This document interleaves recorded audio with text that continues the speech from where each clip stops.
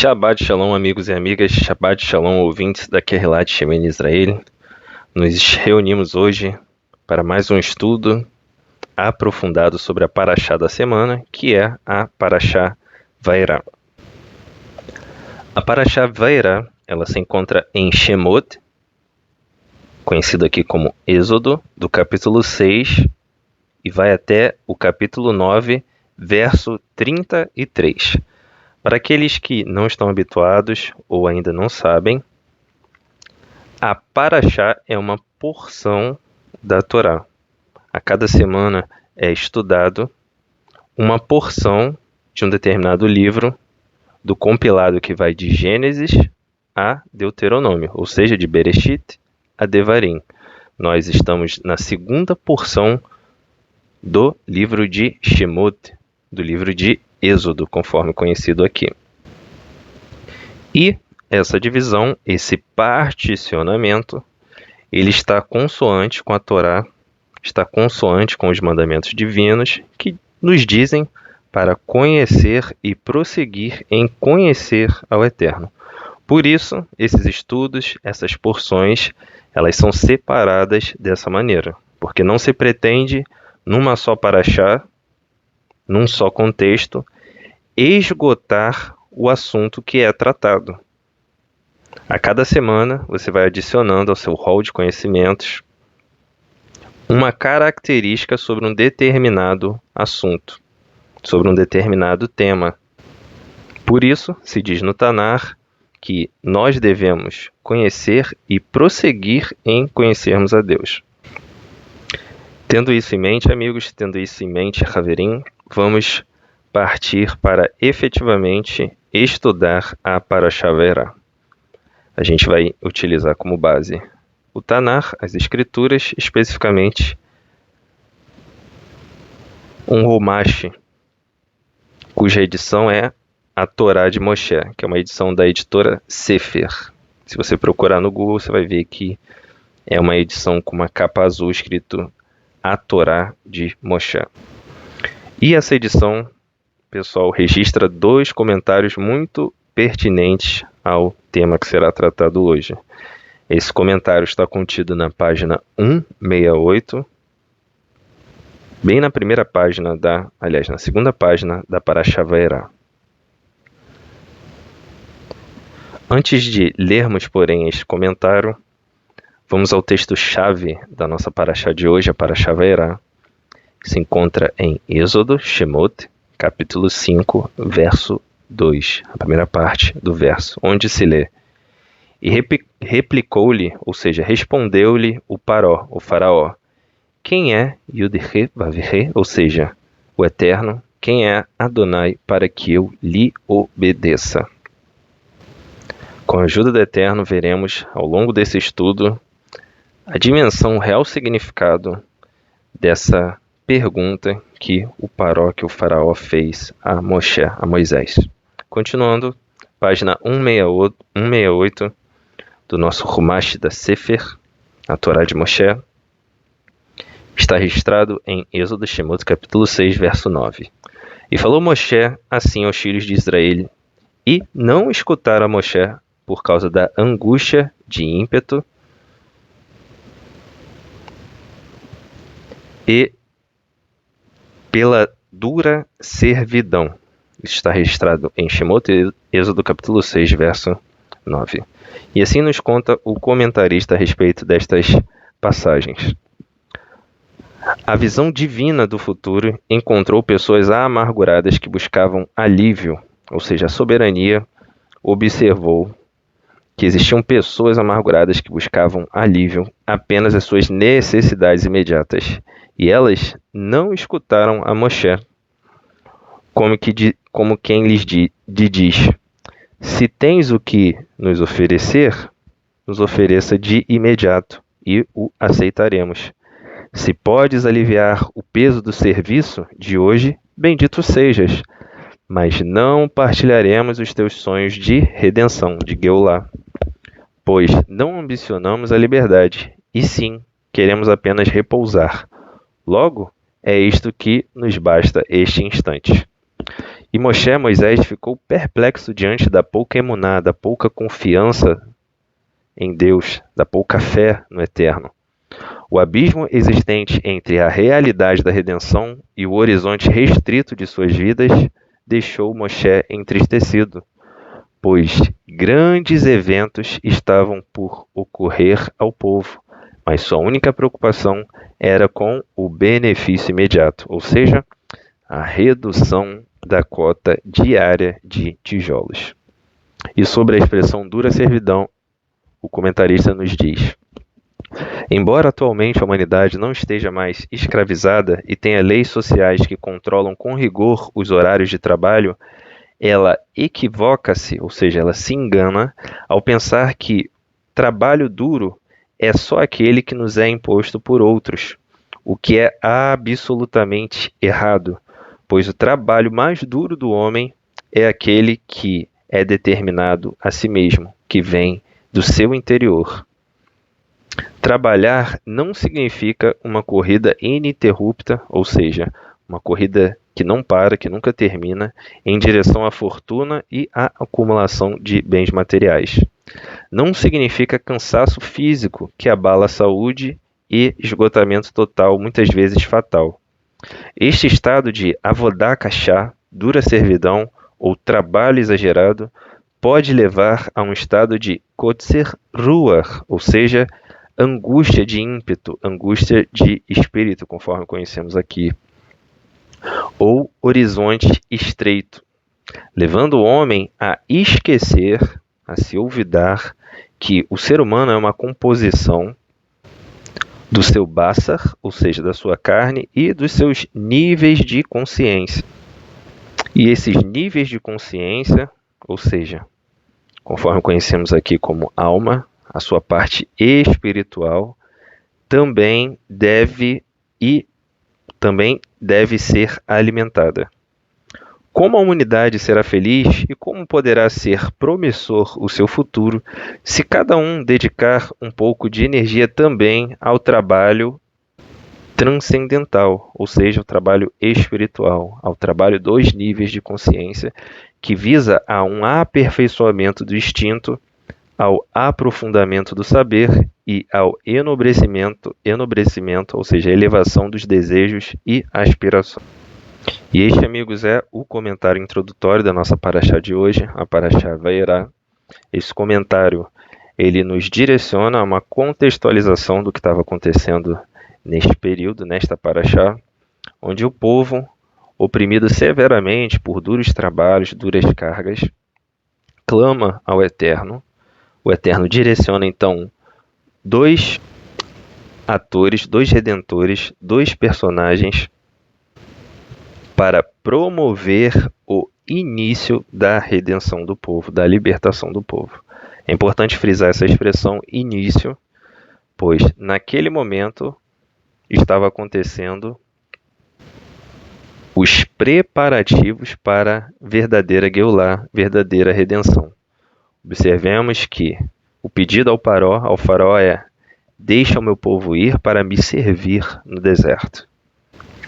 Isso nos deixa um claro recado, um claro padrão da Torá, que é: ao almejarmos, ao buscarmos libertação de algum jugo, o acontecimento subsequente, o próximo acontecimento, é servir ao Eterno de maneira mais qualitativa, de maneira mais presente, de maneira mais assídua.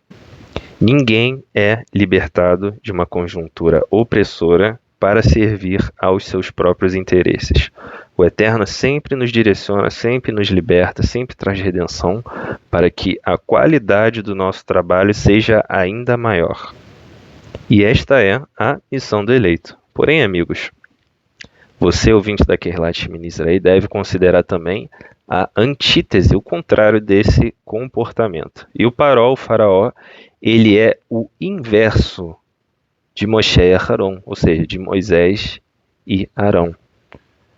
Estes personagens eram totalmente submissos ao Eterno, ao contrário do faraó. O faraó, nesse contexto da Paraxá Vaierá, representa um Ben Rocher, ou seja, um filho das trevas. Ele é um indivíduo quanto mais que ele nega a presença divina de maneira contundente. Ele está à margem da Torá. Ele é insolente diante da realidade divina. Conforme a gente registrou, aliás, conforme está registrado em Shemot, Êxodo, capítulo 5, verso 2, onde o faraó responde a Moshe: quem é o Eterno para que eu lhe obedeça? E nós vamos notar, amigos, ao longo dessa paraxá, que este comportamento, esta partícula, essa essência do filho das trevas, do Bnei Rocher, ela é percebida, ou seja, há paralelos também na Torá. Não foi somente este personagem, não foi somente este faraó que agiu desta maneira diante da soberania divina. Nós temos em 1 Samuel, capítulo 25:10, o seguinte texto: E Naval, o homem respondeu aos criados de David e disse: quem é David e quem é o filho de Jessé? Muitos servos há hoje que fogem do seu senhor. Há também um paralelo em 2 Crônicas, ou seja, de Vrei-Hamimbet, capítulo 2, verso 32, quando Sanherib, ou seja, Senaqueribe, envia um recado de forma beligerante, ou seja, era um recado em relação à promoção de guerra, não era um recado amistoso, onde ele, através do seu representante, trouxe a sua ideia do Eterno para Israel.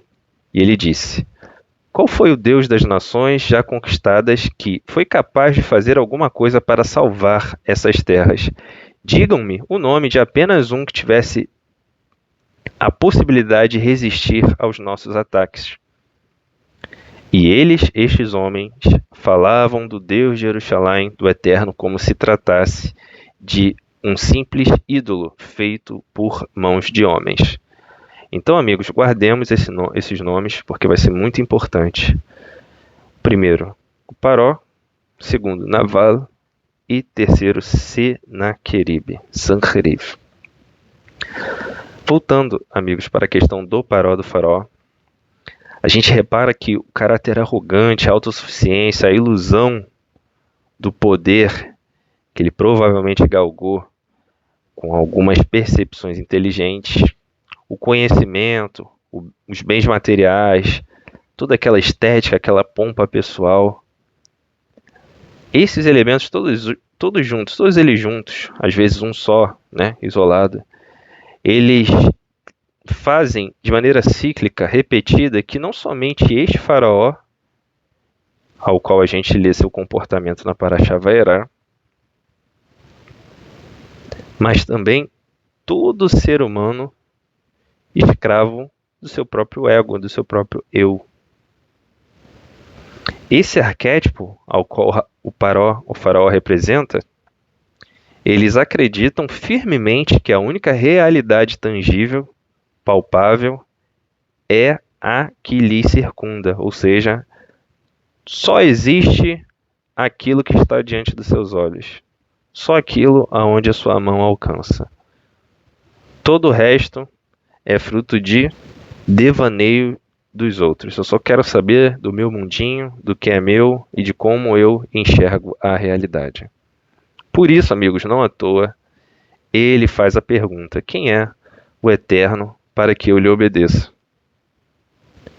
E nesse contexto, lembrando que o Paró é a antítese, a gente tem que recordar também do outro lado, dos filhos da luz. E a gente observa nesta questão que não é incomum a gente observar que mesmo pessoas em processo de techuvá, ou seja, de retorno ao Eterno, ou ainda as pessoas que já finalizaram a parte formal da techuvá, já finalizaram a grande parte da busca pelo Eterno, pelos mandamentos, mesmo estas pessoas que já se converteram, já andam conforme as mitzvot, os mandamentos, já fizeram a tevilá, a imersão, a brit milá, ou seja, a circuncisão. Ainda assim, em alguns perfis, a gente vê que eles carregam de maneira zelosa algumas conceituações da Avodazará, ou seja, da idolatria, da Avodazará egípcia, especificamente. Por que Avodazará? Por que idolatria egípcia? Porque essas pessoas, elas atribuem ao Eterno, mesmo depois de todo o processo de Techuvá, atos e traços humanos, falhos, inócuos, ou seja, vazios, finitos. Elas tentam, mesmo com certo nível de consciência sobre a Torá, sobre o Eterno, encaixotar o Eterno. Por isto, a pergunta que serve também de admoestação a cada um de nós: quem é o Eterno para que eu lhe obedeça?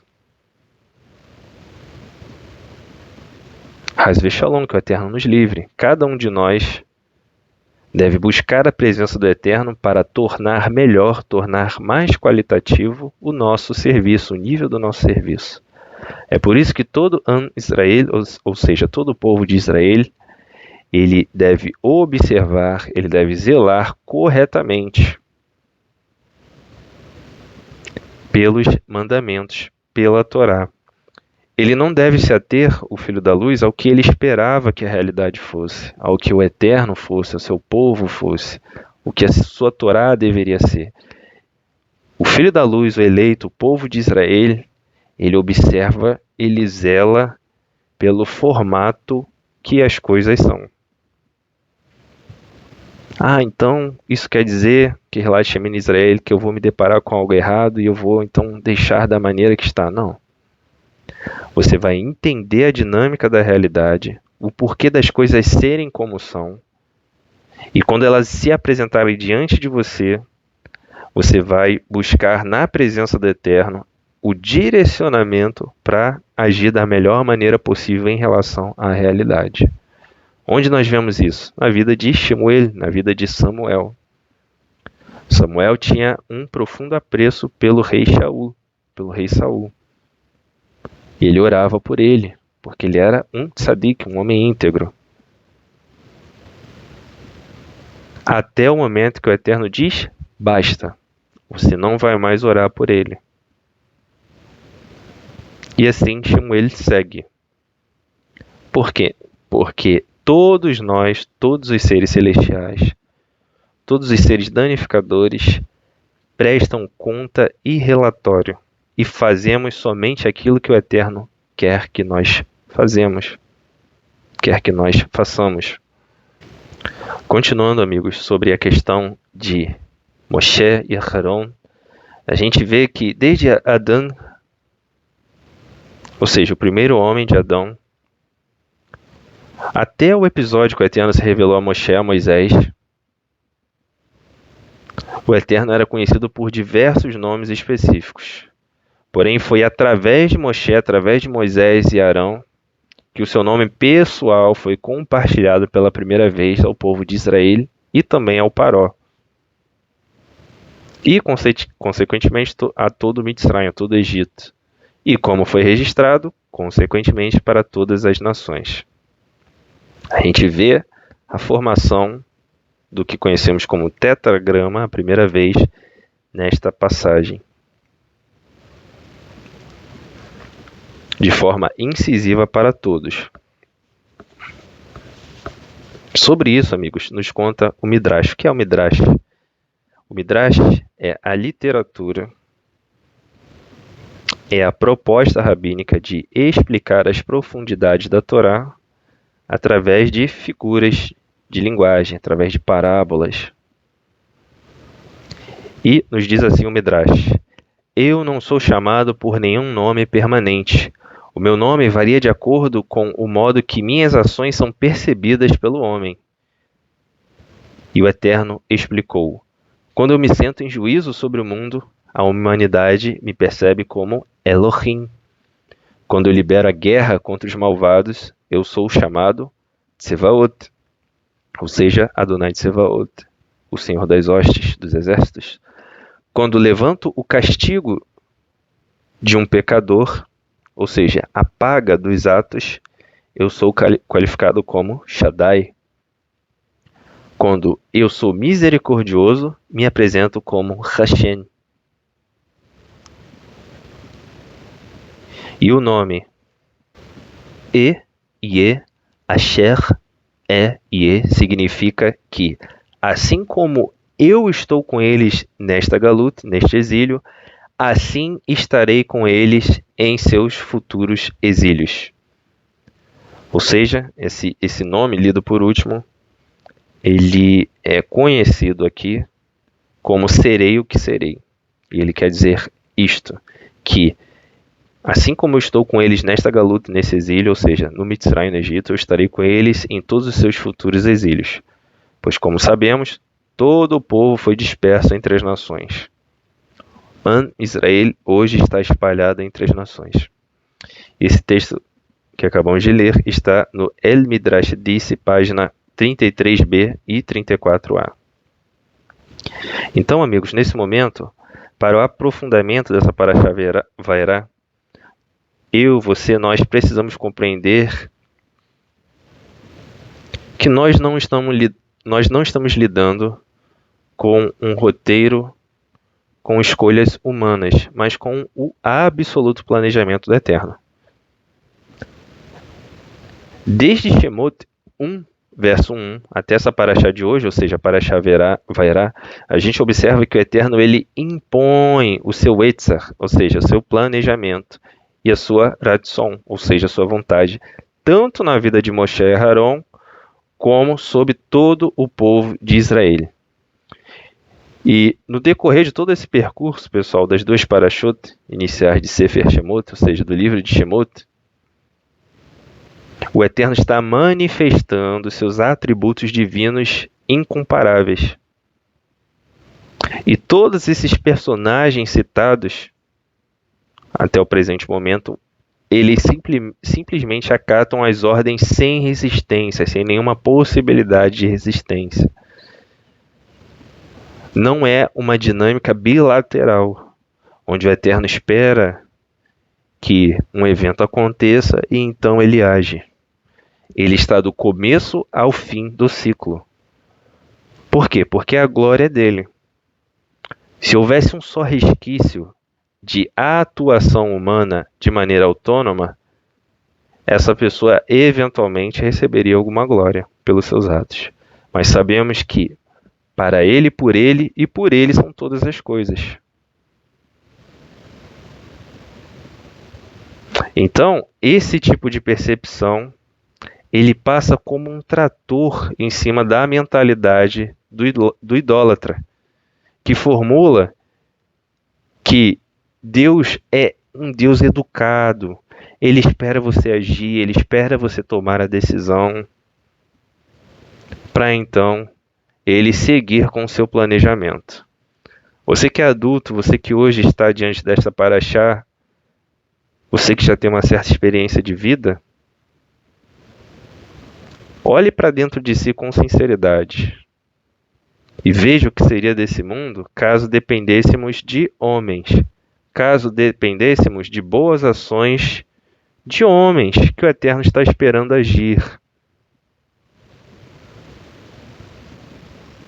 Então, amigos, o Eterno não negocia sua vontade com nenhum indivíduo, seja ele tzadik íntegro, seja ele um Bnei Rosher, um filho das trevas.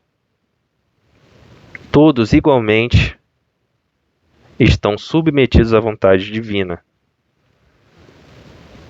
E esse pensamento, pessoal, de que Deus é educado, a gente sabe a origem dele. Existe aquele que diz que Deus não entra no coração de uma pessoa sem bater, sem pedir, que Deus depende de um pensamento, de uma disposição, de uma intenção de um homem para agir. Mais uma vez, faça essa reflexão. Se Deus dependesse da boa vontade do homem para agir ou para fazer algo, onde estaríamos? Mas a gente vê no livro de Shemot, de Êxodo, que o Eterno apresenta o seu comando, a sua diretriz, o seu código, e tudo toma a forma que ele predeterminou. Então, as consequências dos nossos atos também fazem parte do código. Deus não joga dados com o universo. E, para não ficar somente em nossas palavras, em nossas elucubrações, nada mais funcional, nada mais assertivo, nada mais eficaz do que os textos da Torá, os textos das Escrituras. A gente vai ler o texto em português, lembrando, tá, pessoal, que a tradução lá traz detalhes, ela informa em determinado nível, mas somente o original revela o real alcance da essência do texto, o real alcance do texto bíblico. Prosseguindo, Yeshayahu, Isaías capítulo 14, verso 27. Porquanto este é o propósito de Hashem, dos exércitos, ou seja, do Eterno dos Exércitos, quem poderá impedi-lo? Sua mão já está estendida, quem poderá fazê-la recuar? Próximo texto, Mishlei, Provérbios 21, 30. Não há inteligência alguma, nem conhecimento algum, nem estratégia alguma que consiga opor-se à vontade do Eterno. Logo, ações, pensamentos, fala e ação não têm poder de barganha algum diante do planejamento do Eterno. Inclusive, todos eles conhecem, aliás, todos eles estão à disposição do planejamento do Eterno. Até aquela pessoa que é um crítico ferrenho do povo de Israel, até aquela pessoa que é um crítico ferrenho da existência divina, da majestade divina, da soberania divina, ela tem nos bastidores o Eterno. Próximo texto, Yeshayahu, Isaías 46, verso 10 ao 11. Desde o princípio anunciei o futuro, e desde a antiguidade aquilo que ainda não acontecera. E eu afirmo, o meu propósito será realizado, e certamente farei tudo o que me apraz. Tudo aquilo que quero. Próximo texto, Miqueias, capítulo 4, verso 12. Mas as nações idólatras não conhecem o pensamento de Adonai, do Eterno. Não entendem os pensamentos, não entendem seus planos, não entendem aquele que ajunta como feixes para a eira, daquele que os ajunta como feixes para a eira. Tendo feito, amigos, esse breve passeio pela Torá, pelo Tanar, isso nos traz alguns aspectos fundamentais a serem considerados. Esses aspectos vão transitar em 7 pontos. A princípio, conforme dissemos no início, porque não pretendemos esgotar o assunto, mas a princípio surgem alguns aspectos fundamentais sobre essa questão. Primeiro aspecto, o Eterno não tem rivais, não tem equivalentes, não tem semelhantes, não tem concorrentes, não tem pessoas diante dele com poder de barganha. Algumas pessoas poderiam dizer, mas Keilat Israel, eu já vi textos onde pessoas pecaram contra o Eterno, pessoas aparentemente estão contra o Eterno. Errado. Elas não pecam contra o Eterno, elas pecam diante do Eterno. O Eterno não tem antagonistas, ele não tem opositores. O que nos leva para o segundo ponto. Mesmo os filhos das trevas, ou seja, os Bnei Rosher, o joio, os bodes, eles servem ao Eterno fielmente, do primeiro ao último fôlego de suas vidas, dentro da Shelihut, ou seja, dentro da missão que o Eterno lhes impôs durante a sua vida. Voltando para a nossa paraxá, a gente observa que o coração do faraó, foi endurecido, obstinado a obedecer ao Eterno em seu planejamento. Toda aquela dureza, toda aquela arrogância não era autônoma, estava dentro do planejamento do Eterno. Enquanto ele mesmo negava o direito de liberdade ao povo de Israel, quando ele ouviu Moshe falando, eles vão servir no deserto. Mesmo quando ele ouviu isso, e ele disse não. Se você ler o texto, você vai observar que ele espertamente diz, não, olha só, cara, eles já são muitos, e tu ainda quer deixar eles ociosos? Não, está errado. O que ele quer dizer com muitos? Que ele temia o poder de revolta do povo. E, segundo a sua administração, os trabalhos os deixavam ocupados para que eles não viessem a se rebelar. E quando ele ouve o pedido de Moshe, que vem do Eterno, ele diz: não, isso está errado, eu vou fazê-los trabalhar ainda mais. Eles estão ociosos. E o que você está falando, Moshe, é uma mentira, eu não quero que eles acreditem nisso. E esse serviço no deserto era por 3 dias, conforme a gente lê no texto. E esses 3 dias, eles representam os 3 períodos, ou seja, as 3 fases após a primeira vinda do Mashiach. E esse trabalho, durante esses 3 períodos, tem ali um opositor, uma figura de oposição, que cria obstáculos para que a casa de Israel não execute seu trabalho no mundo presente, ou seja, no Olam Hazé. E conforme a gente lê na Rabbanut, ou seja, na tradição rabínica, nas disposições dos sábios a respeito dos 3 dias, os 3 dias são como milênios, não são como dias corridos. E ao fim destes 3 milênios, o ciclo de trabalhos termina e Israel, o povo de Israel, encontra a Geulah, a redenção.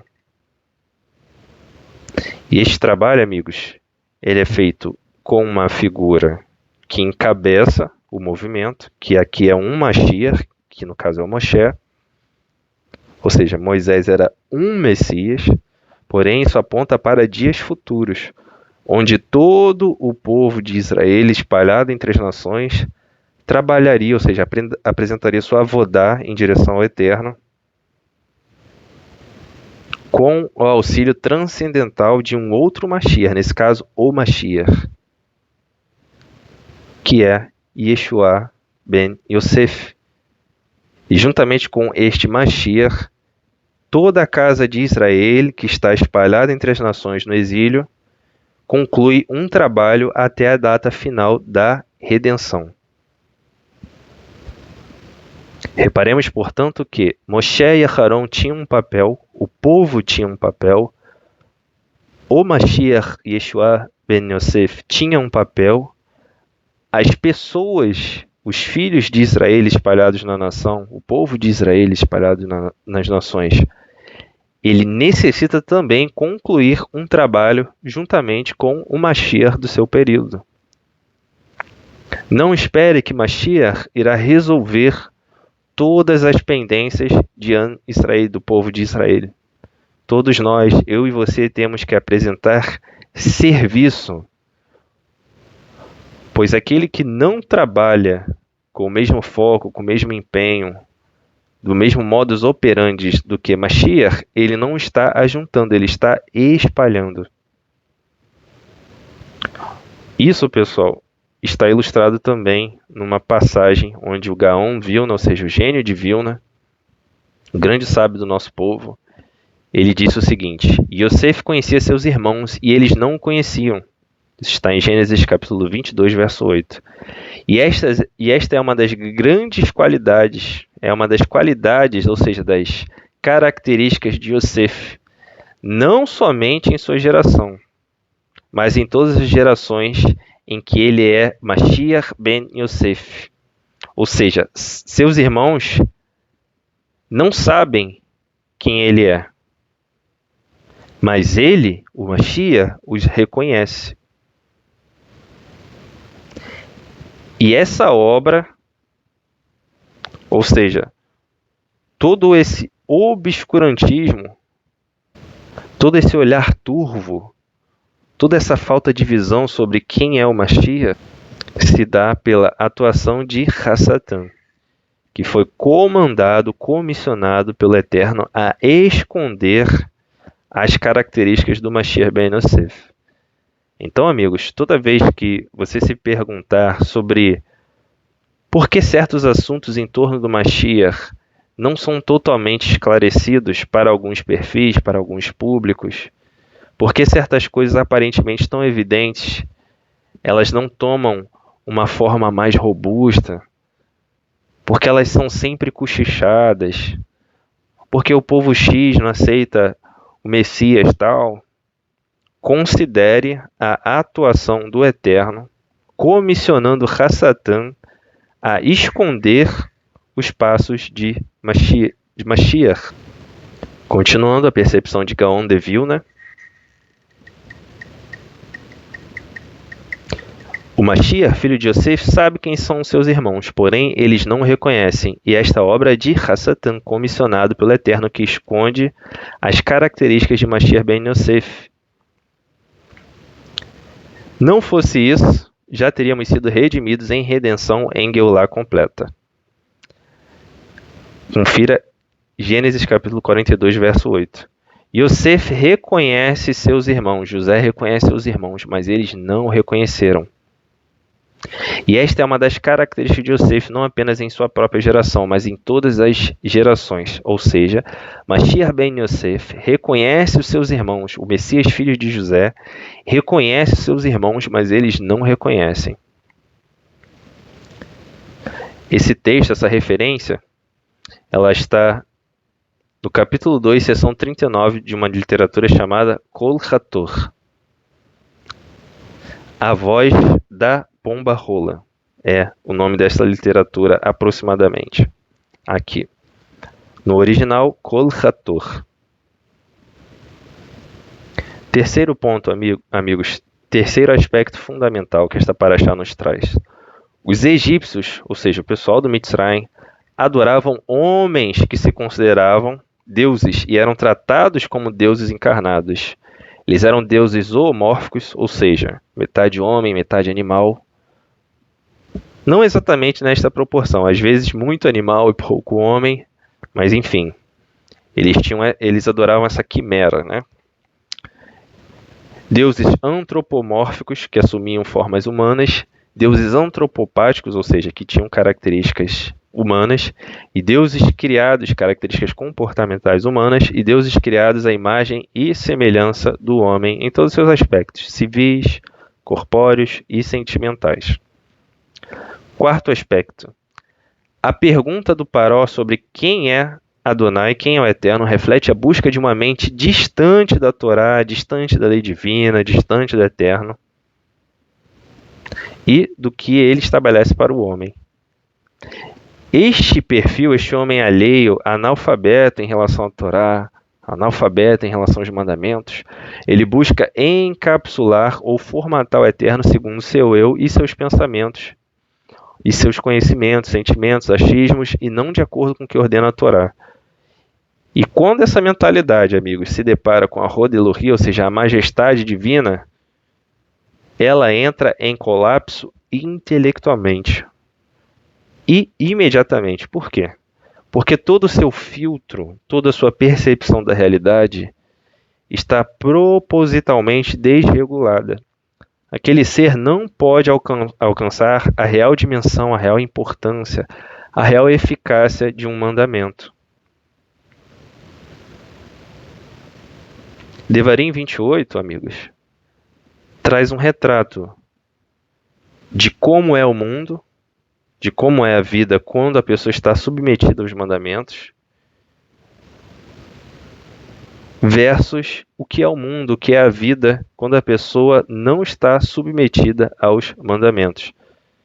Quando ela vive fora dos mandamentos.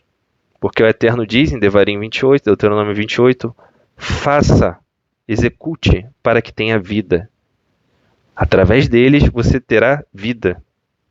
E a partir do verso 15, todas as consequências oriundas de não estar debaixo dos mandamentos. Notemos que Devarim 28, Deuteronômio 28 é, portanto, imperativo. O Eterno não nos submete a uma escolha. Ele não diz, deliberem entre si, arrazoem entre si, discutam entre si e vejam se vocês querem seguir a bênção ou a maldição. Está escrito, eis que põe diante de vós bênção e vida, maldição e morte. Escolham, pois, a vida, os mandamentos, a Torá, para que vivam. Então, nenhum texto do Tanar dialoga com concepções de escolha. É imperativo, faça. Próximo aspecto fundamental, quinto aspecto fundamental, uma das características ou comportamentos naturais de alguém alheio à majestade divina é o fato de se acharem no direito de exigir do Eterno sinais e maravilhas. Ou seja, quem de nós nunca viu uma pessoa, não, se ele é Deus, que ele prove. De maneira muito infantil, muito pueril, não, eu quero que aquela pedra flutue, eu quero que eu fique invisível. Ah, se ele é Deus, ele tem que aparecer, ele tem que ser tangível, eu tenho que poder tocá-lo. E diante da Torá a gente vê o quão pobre, quão vazias são essas premissas. E a gente observa também que estas premissas, na verdade, são engodos. A pessoa, ela sabe, ela tem dentro de si o código do seu Criador e ela conhece a sua fonte, mas existe um mecanismo de supressão da verdade. Conforme diria um filósofo famoso brasileiro, não me recordo o nome agora, ele diz que para ele é muito mais tranquilo que ele durma sem considerar a existência divina, sem considerar questões de erro e acerto, sem questões de pecado, porque assim ele consegue ter uma noite tranquila, pois sua consciência não lhe perturba.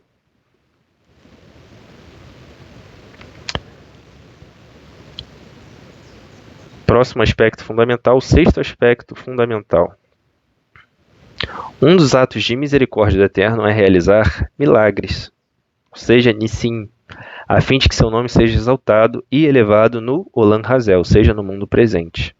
Uma vez que louvar ao Eterno nos causa sanidade mental, o que é uma dádiva para nós, o Eterno não precisa receber qualquer elogio nem nada, pois ele não tem necessidades nenhuma. O Eterno não tem necessidade nenhuma.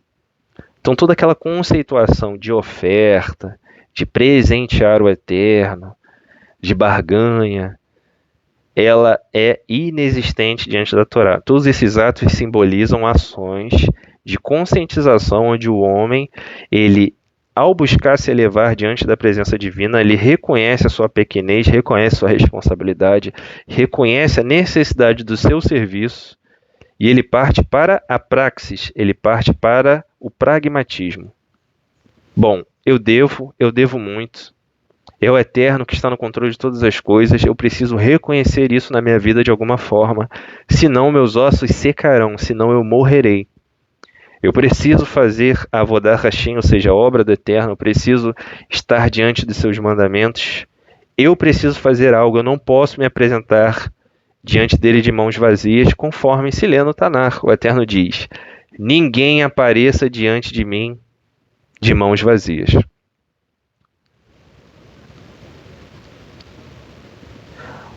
Próximo aspecto fundamental, o sacrifício, ou seja, a elevação que me agrada é cuidar do pobre, peregrino e da viúva. Quando o Eterno faz pessoas, lendo novamente, amigos, sétimo aspecto fundamental, o Eterno diz: a elevação, a oferta, o sacrifício, o corban que me agrada é cuidar do pobre, do peregrino e da viúva.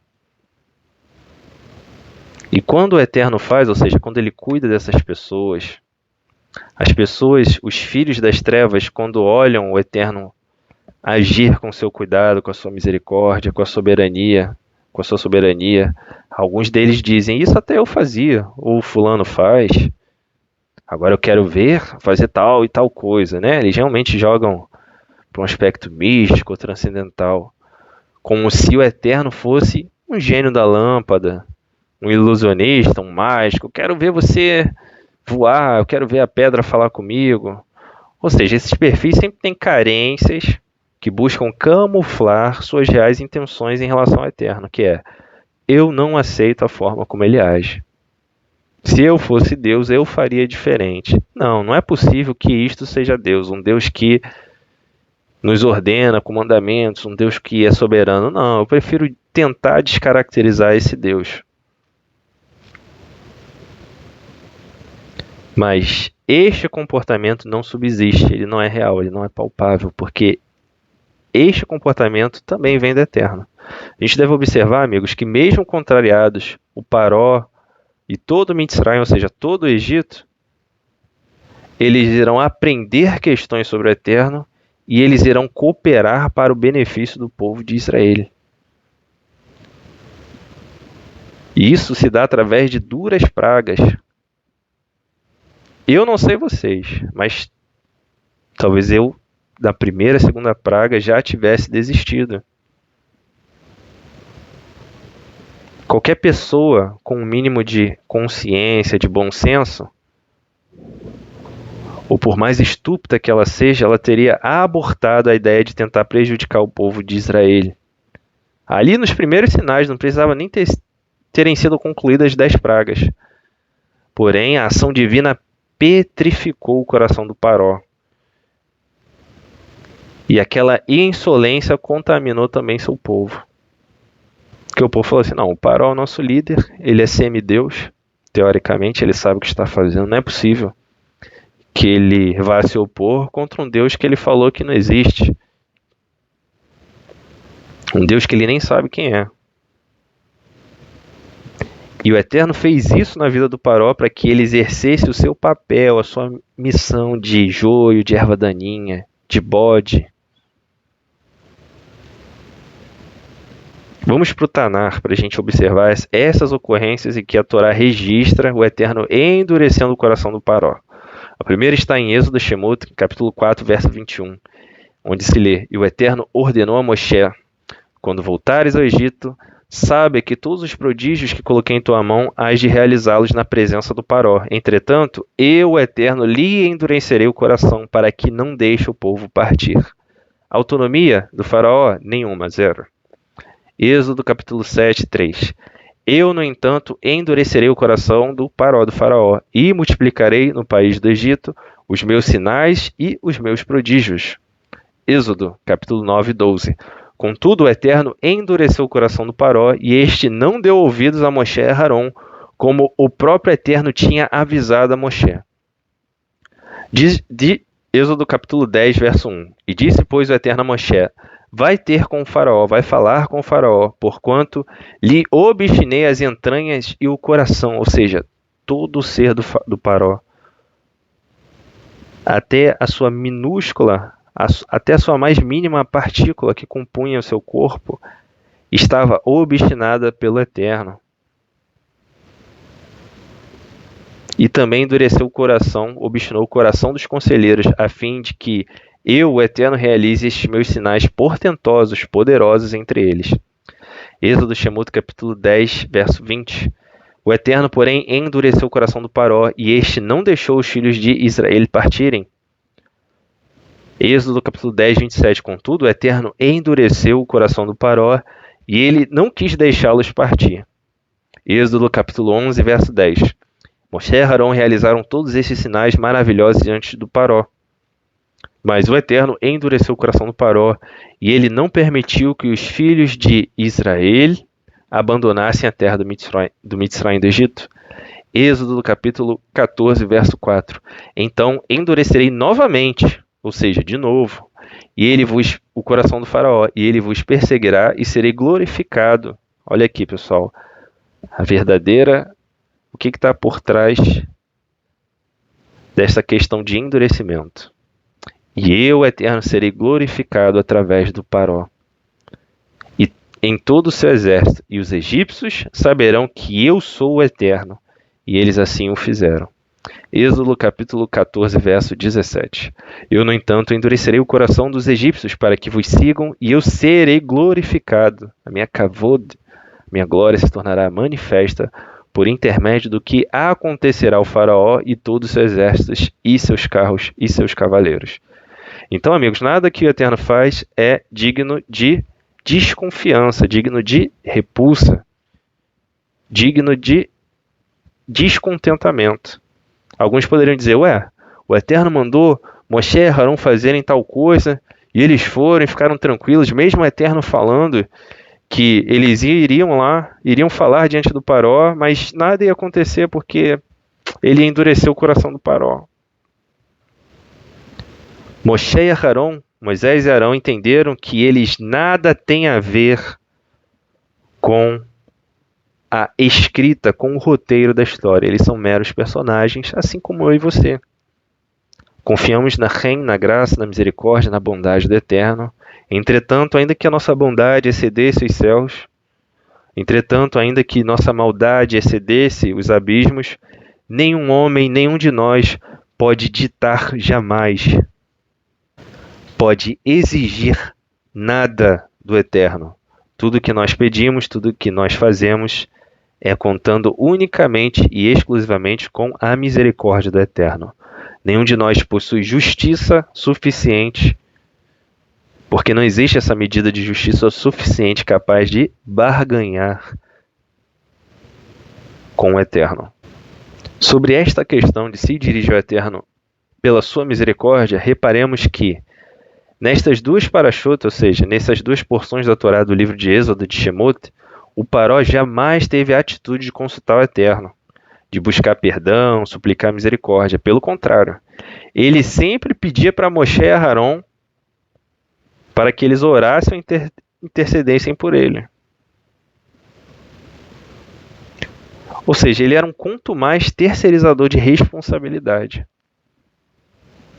Isso aponta para aquelas pessoas que não estudam, não praticam adequadamente a Torá, os mandamentos, e elas se garantem em boatos, citações falsas. Estamos no tempo da graça, eu não preciso fazer mais nada disso. E o Mashiach veio, e ele fez por mim. São como papagaios de pirata. Não têm propriedade sobre o que estão falando. Conforme diria o Mashiach, eu não vim para destruir a lei, ou seja, a Torá e os profetas, ou seja, os Neviim. Eu vim para cumpri-la, para plenificá-la. Algumas pessoas leem cumpri-la, plenificá-la, e acham que está escrito extingui-la. Cuidado com esses perfis, cuidado com essas pessoas. Nesse momento, considerando o relato de Êxodo, algumas pessoas poderiam dizer, então, que relate em Israel, como fica a questão onde se lê que os magos fizeram o mesmo? Será que a feitiçaria, a magia é uma realidade? Será que ela dá resultados? Não, nenhum resultado. A Torá afirma que a feitiçaria, ou seja, as Sagradas Escrituras afirmam que a feitiçaria não é nada, é um delírio, é algo oco, vazio, sem valor. A gente tem que entender o que acontece ali pelo contexto explícito. Ou seja, da mesma forma que o Paró não é um Deus, não é um Deus encarnado, ele não é nada. Logo, as elucubrações idólatras das outras nações não são nada. Elas não existem. Inclusive, há um texto no Tanar que diz que é o Eterno quem distribui essas idolatrias na cabeça das nações, para que elas permaneçam infrutíferas.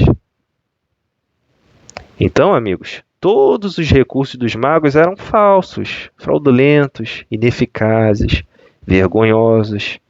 Se fossem colocados à mínima prova, a gente veria a artimanha, o artifício, o ilusionismo que está ali por trás. O Tanar nos assevera, não existem deuses, não existe magia, não existe feitiçaria. O homem não pode fazer um cajado virar uma cobra.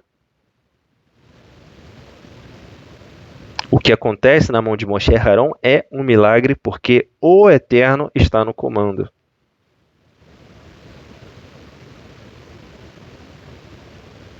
Não se pode trazer à existência nada por mediações ilusórias de feitiçaria. Observem que as pessoas que procuram a avodazará, a idolatria, a feitiçaria, elas querem justamente isso, trazer à tona realidades que elas desejam para suas vidas. Uma pessoa amada, um emprego. Desconhecem e ignoram que a fonte de todas essas coisas é o Eterno. E o Eterno não divide sua kavod, sua glória com ninguém. Ele é a fonte de todas as coisas.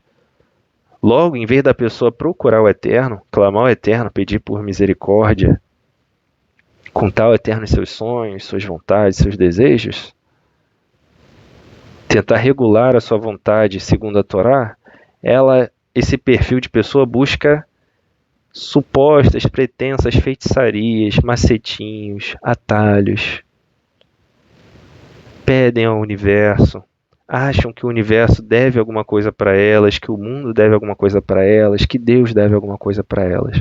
Então a Torá classifica esse estado como loucura, falta de entendimento. Vamos para o Tanar neste momento. Gênesis, capítulo 1, verso 25. Deus fez, portanto, todas as feras selvagens segundo suas espécies, os rebanhos domésticos conforme suas espécies, répteis e todos os demais seres vivos, cada qual de acordo com sua espécie, e observou que isto era bom. Eu, o Eterno, fiz a terra, os seres humanos e todos os animais que nela estão, por intermédio do meu magnífico poder e através do meu braço estendido, e dou-a a quem eu entender que devo dar. Isso está em Jeremias, capítulo 27, 5. Então a terra é do Eterno. A terra e tudo que nela há é do Eterno. Então se o Eterno faz a concessão, lembrando que nada é nosso, o Eterno somente faz a concessão, devemos glorificar ao Eterno, não o suposto pretenso poder do nosso braço. Jeremias capítulo 32, verso 7. Ó Eterno meu Deus, tu que fizeste os céus e a terra com teu grande poder e com teu braço estendido, nada é impossível para ti. Jeremias capítulo 51, verso 15. Ora, foi Deus quem criou e formou a terra mediante seu poder, e estabeleceu o mundo todo com a sua sabedoria, e estendeu os céus com o seu supremo entendimento. Ter-lhe em Salmos, capítulo 50, verso 9. Contudo, eu não tenho necessidade de nenhum novilho dos teus estábulos, nem de seus bodes dos teus apriscos, pois todos os animais da floresta são meus, como os são as cabeças de gado e os milhares nas colinas. Conheço todas as aves das montanhas, e os répteis do campo me pertencem. Nesse mesmo contexto, olha o que o Eterno tem a dizer sobre os Elilim, ou seja, os idólatras.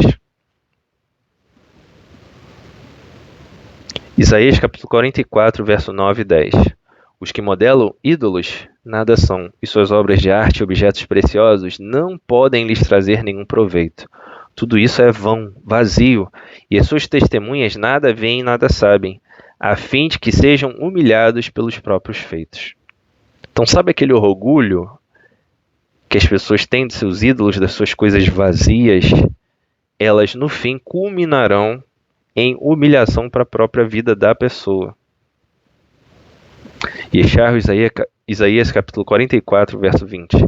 Reuni-vos e vinde, agora mesmo, chegai-vos todos juntos, vós que escapaste das nações. São pessoas desprovidas, não têm o verdadeiro conhecimento. Todos aqueles que levam de um lado para outro imagens de madeira e outros materiais que rogam e suplicam.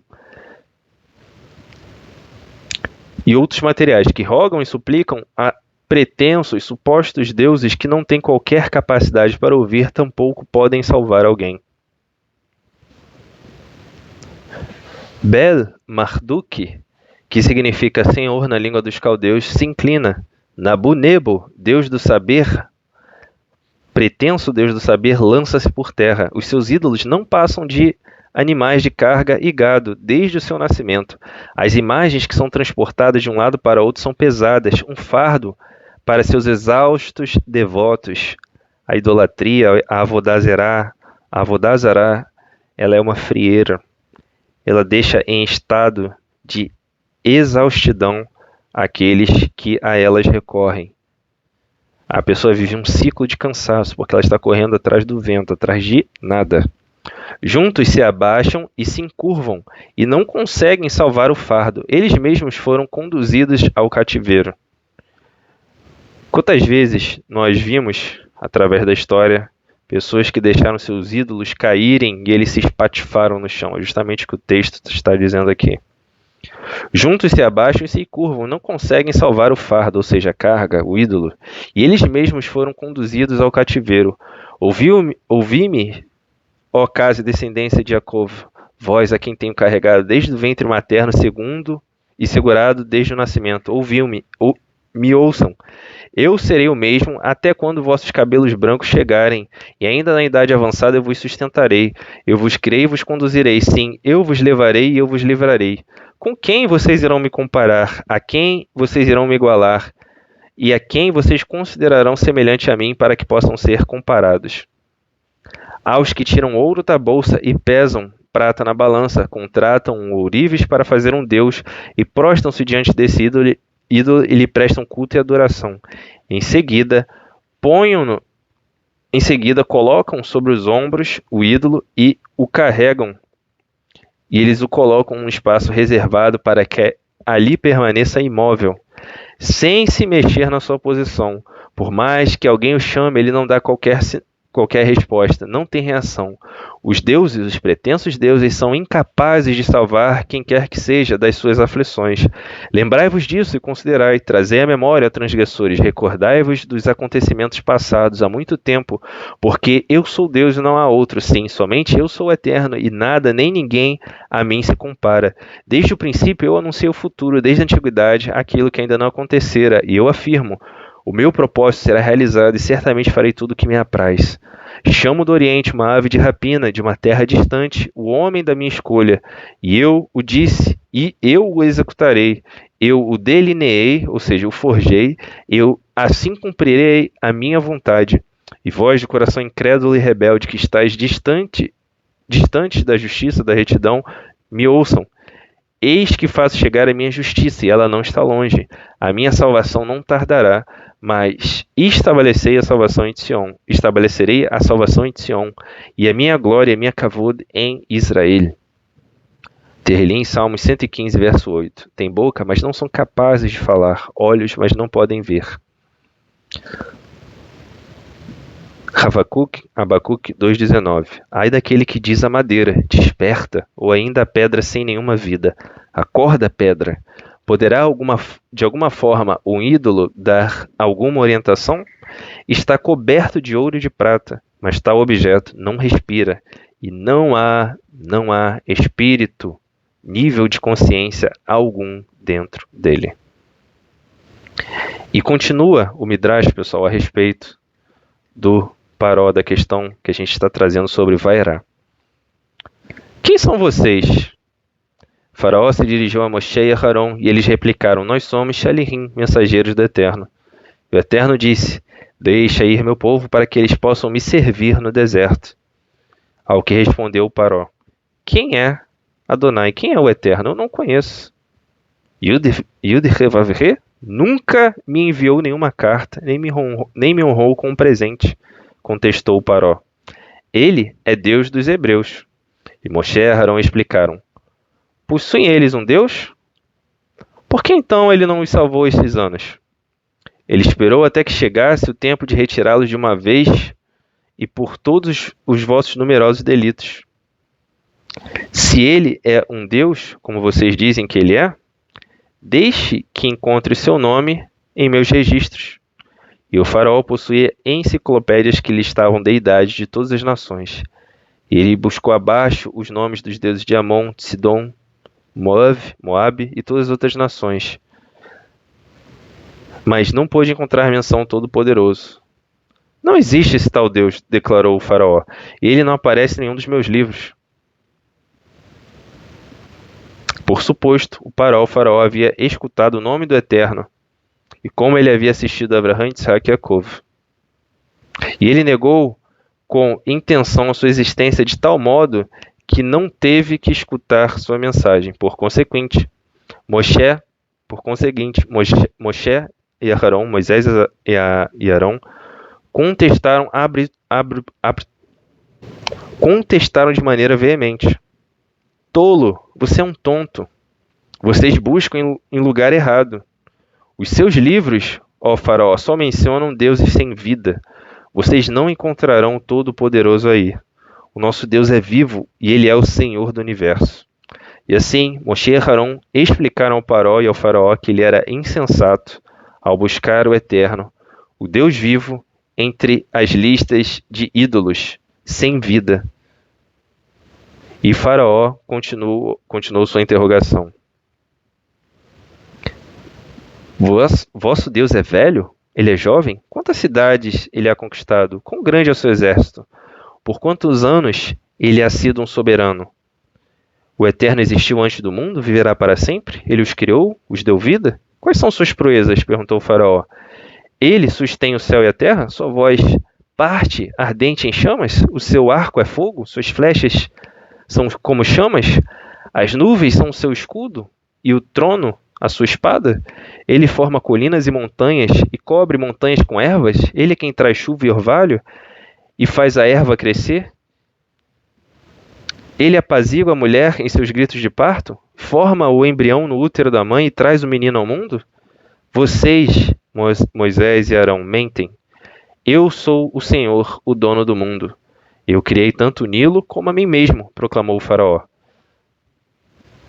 Ao que o Eterno respondeu, Rachá, perverso. Vós sofreis por meio deste mesmo rio, cujas águas se revolverão em sangue. Saiam já. O Faraó os ordenou a Moshe e a Arão. E ele chamou o seu conselheiro, Balaão, junto a seus filhos para lhes relatar a conversa. Por que se importa com eles? Zombou Balaão. São magos comuns, iguais ao que somos nós.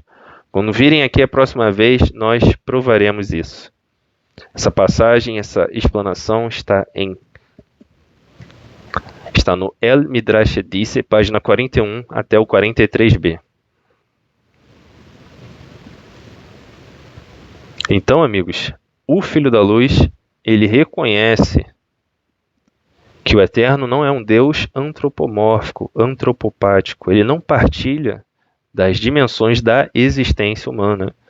Ele não tem sentimentos do tipo tristeza, medo, desespero, frustração, falha, ciúme, inveja, avareza, luxúria, gula, preguiça, arrependimento, cobiça, curiosidade, sadismo, igual algumas pessoas gostam de dizer. Deus submeteu Jó a certas provações, ele é um Deus sádico, conforme eu já ouvi algumas vezes. O Eterno tem fome, ele tem sede, loucura, engano, mentira. Nada disso. Conforme está escrito em Isaías 42, verso 8, Eu sou o Eterno, Adonai, e este é o meu nome, e eu não divido a minha kavod, a minha glória, com nenhum outro ser. Tampouco entregarei o meu louvor às imagens esculpidas. Ou seja, se alguém se prostra diante de imagens, essa pessoa não está direcionando seu louvor ao Eterno. Nada tem a ver com o Eterno. Assim sendo, amigos, novamente ocorre a incidência da pergunta: quem é o Eterno para que eu lhe obedeça?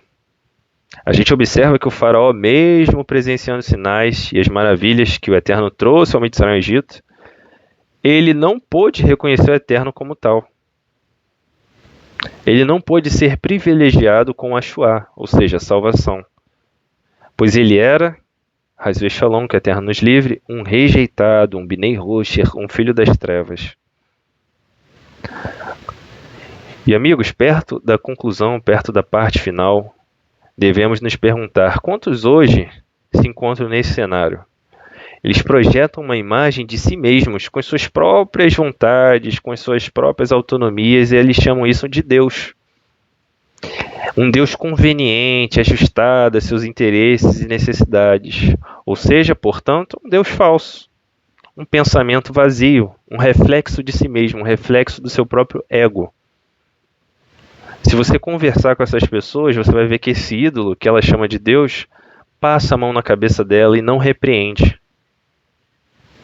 É diferente do que está registrado em Devarim, Deuteronômio capítulo 8, verso 5, onde a gente lê: Sendo assim, reconhece no mais íntimo do teu ser que o Eterno, teu Deus, te educava como um pai, instrui e disciplina o seu filho amado. Outro texto, Terlim, Salmos 94, 12. Bem-aventurada a pessoa a quem disciplinas, ó Eterno, aquele a quem ensinas a tua lei.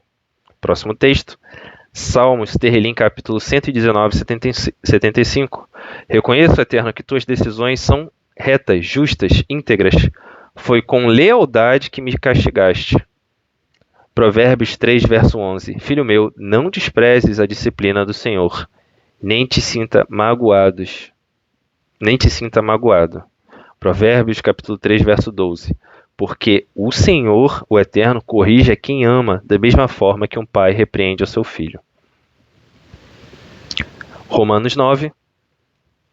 Pois diz a Escritura ao Paró: eu o levantei exatamente com este propósito, revelar em ti o meu poder, e para que o meu nome seja proclamado por toda a terra. Portanto, o Eterno tem misericórdia de quem ele deseja, e ele endurece o coração de quem ele quer.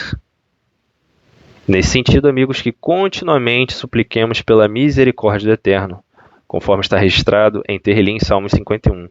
Esconde o rosto do meu pecado e apaga as minhas iniquidades, ó Deus meu. Cria em mim um coração puro e renova em mim um ruach, ou seja, um ímpeto, um espírito inabalável. Não me afastes, ó Deus, por favor, da tua presença, nem retires de mim o teu Ruach HaKodesh, o teu alento divino. Sendo assim, amigos, vamos agora para a conclusão. A essa altura, com este conteúdo a respeito da dinâmica da soberania divina e sua relação com os homens, você já consegue vislumbrar, você já consegue entender que existe uma intersecção, ou seja, um ponto comum entre os filhos das trevas e os filhos da luz. Esse ponto comum ele é o seguinte: ambos são submetidos a experiências semelhantes, mas a resposta, o saldo, conforme vemos na vida, no decorrer da vida, é diametralmente oposto ao procedimento de um filho da luz. Apesar do joio e o trigo estarem juntos, apesar do Mashiach ter dito: eis que vos envio como ovelhas em meio a lobos, a gente deve reconhecer o nosso papel diante dos filhos das trevas. A gente não vai endireitar o que o Eterno fez torto. A gente tem que ter sabedoria e pedir ao Eterno para reconhecer determinados eventos e se comportar da maneira correta como um filho da luz. Por quê? A ovelha não se garante contra o lobo, ou contra o leão, ou contra o urso. Não existe ovelha autônoma. Não existe ovelha que confia na sua própria justiça. Uma ovelha autônoma seria uma ovelha morta. Existe uma ovelha que ouve a voz do bom pastor e ela é consciente do seu papel. E esse pastor, por excelência, ele é o Eterno. Não existe ovelha autônoma, repetimos, existe bode. E nesse sentido, conforme prometido, voltando à questão inicial, não foi só o faraó, não foi só o Paró que perguntou: quem é Deus? Quem é Adonai? Naval, Sanherib, aliás, Senaqueribe e Nabal também agiram dessa forma.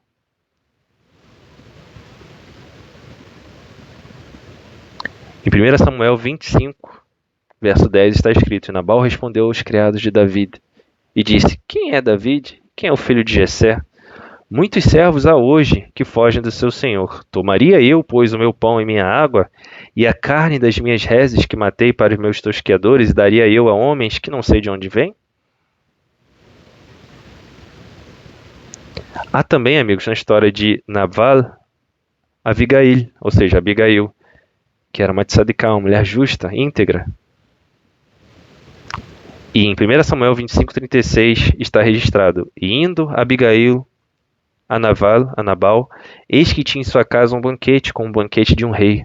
E o coração de Nabal estava alegre dentro dele, e ele já estava muito embriagado, pelo que Abigail não lhe declarou palavra alguma, pequena nem grande, até a luz da manhã. E em relação a Senaqueribe, está registrado também: falavam do Deus de Jerusalém, o Eterno, como se tratasse de um simples ídolo, feito por mãos de homem. De todos os erros possíveis, pessoal, Sanherib, Senaquerib cometeu o pior. Comparou o Eterno a ídolos feitos por mão de homem. Ao que o povo permaneceu calado e não lhe respondeu uma só palavra, pois o rei Ezequias tinha lhes dito para nada responderem.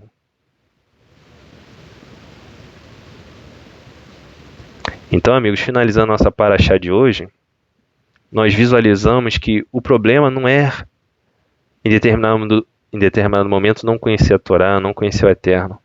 Afinal, todos nós, em algum momento, éramos ignorantes, idólatras, em relação às questões do Eterno e da sua Torá. O problema, amigos, visualizado no Paró, em Sanherib, Senaquerib, em Nabal, é tentar dar um veredito sobre o que não se conhece.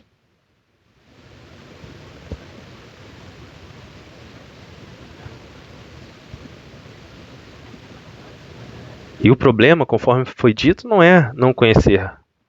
O problema é não falar, não conheço, me desculpa, mas preciso conhecer. Preciso correr atrás desse prejuízo, desse déficit. Isso é muito importante para mim. Reconheço que estou em estado de ignorância, minha techuvá está em andamento, não conheço muito do hebraico, mas eu preciso consertar isso na minha vida. Você me ensina? Você pode me orientar? Onde está, ó Deus, aqueles que me ensinarão, os sábios do teu povo? Envia conhecimento, ó Deus. Este é o comportamento de um filho da luz. Senaquerib, o faraó, Nabal, eles falam assim, não conheço, não tenho interesse, isso não me diz respeito. Inclusive o que eu quero é que vocês voltem ao trabalho. Inclusive o que eu quero é continuar curtindo a minha festa, a minha bebedeira aqui, ou como Senaquerib. Inclusive o que eu quero é tributo. Quero que vocês se rendam. Quero oferta. Quero ouro, quero prata. Esse Deus de vocês aí não me interessa. Então, amigos, todo filho da luz é encaminhado para especificação, para definição, para santificação, para manejar bem a palavra da verdade e falar com propriedade a respeito do Eterno e da sua Torá. A pessoa que trata as questões do Eterno de maneira indiscriminada, tenta descaracterizar aquilo que a Torá estipula como verdade, tem grandes chances de se morrer nesse estado, nessa situação, ser um filho das trevas, um Bnei Rocher, um joio, uma erva daninha, um bode. A suma destas parashot até o presente momento é: se você é filho da luz, haja como tal. Fale com propriedade. Fale com conhecimento de causa a respeito do Eterno e da sua Torá. Conforme falamos no início da Parashá, nosso objetivo não é esgotar o assunto, mas gradativamente, segundo a misericórdia do Eterno, ir aprendendo cada vez mais sobre o Eterno, a sua Torá, a sua soberania, nosso papel, a Avodat Hashem, ou seja, o serviço ao Eterno, como estruturar uma comunidade, como estruturar uma querilá, uma sinagoga, como estruturar a nossa casa, como estruturar a nossa alimentação com comida kasher, como estruturar a pureza familiar, o que falar, o que não falar, conforme Shlomo HaMelech, o rei Salomão, nos conta em Kohelet, Eclesiastes capítulo 3, verso 7. Há tempo de calar e tempo de falar. O Bnei Rocher, por essência, pelo seu design, pelo seu projeto, ele é apressado em falar sobre o que não conhece. E o Filho da Luz, conforme se leu nessa conclusão, diante de algumas situações, ele permanece calado e não responde uma só palavra, nem pequena nem grande, porque ele sabe que está diante da soberania do Eterno.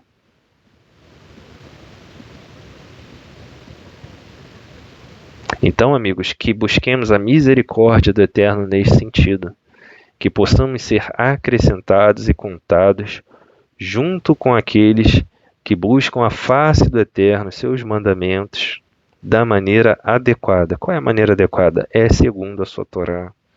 Segundo a cultura que ele estabeleceu, o Eterno não estabeleceu ismos. O Eterno estabeleceu uma cultura, um povo. Todo esse povo está debaixo de regulamentos, de um projeto de lei. Todo aquele que diz que ama o Eterno, mas não segue os seus mandamentos, é mentiroso. E o amor do Eterno, o ahavá do Eterno não está nela. Hazé Shalom, que o Eterno nos livre. Que possamos, amigos, nesse sentido, sermos contados como aqueles que têm um verdadeiro zelo em relação ao Eterno e à Torá. Shabbat Shalom, amigos. Lihitraot. Não deixe de acompanhar aqui na parte da enquete. A gente vai colocar um link para você que deseja fazer parte deste projeto. Você que é do Rio de Janeiro e está buscando servir o Eterno de uma maneira mais congruente com as Escrituras, de uma maneira mais funcional, de uma maneira mais eficaz, da maneira como a Torá modula. Junte-se a nós nesse projeto. Clique no link, você vai ser direcionado para o canal do WhatsApp, onde tem as demais informações sobre o nosso projeto de uma sinagoga local no Rio de Janeiro. Shabbat Shalom, amigos. Lihitraot.